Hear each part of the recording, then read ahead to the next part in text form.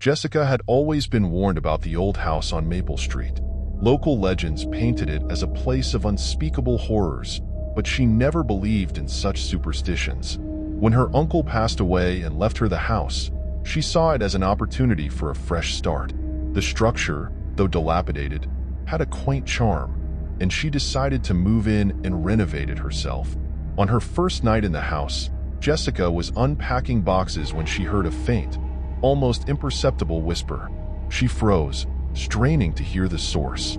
The whisper seemed to come from the basement, a place her uncle had always kept locked and refused to discuss.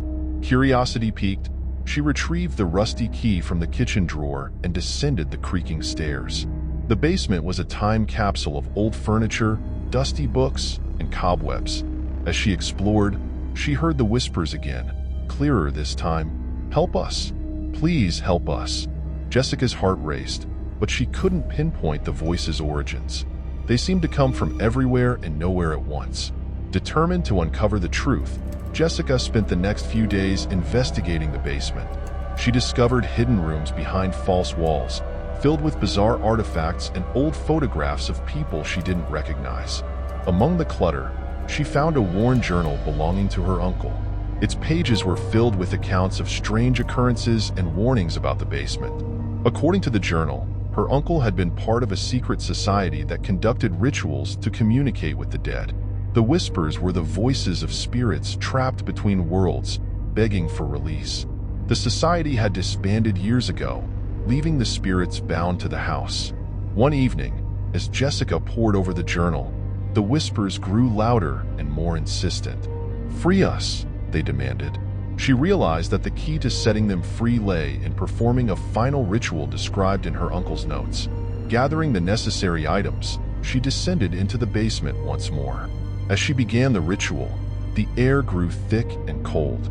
The whispers intensified, merging into a cacophony of desperate pleas. Jessica's hands trembled, but she continued, chanting the incantation. Suddenly, a blinding light filled the basement, and the whispers ceased. For a moment, there was silence. Then, a voice, different from the others, spoke clearly, "Thank you."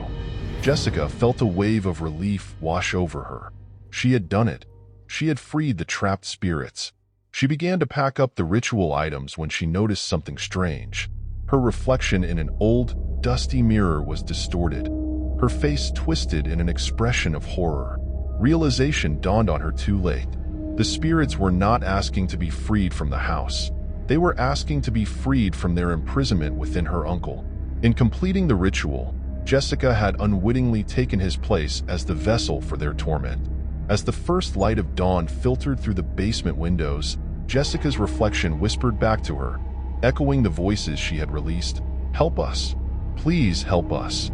In her quest to free the spirits, Jessica had become the new prisoner, bound to the house, her pleas for help lost in the whispers from the basement.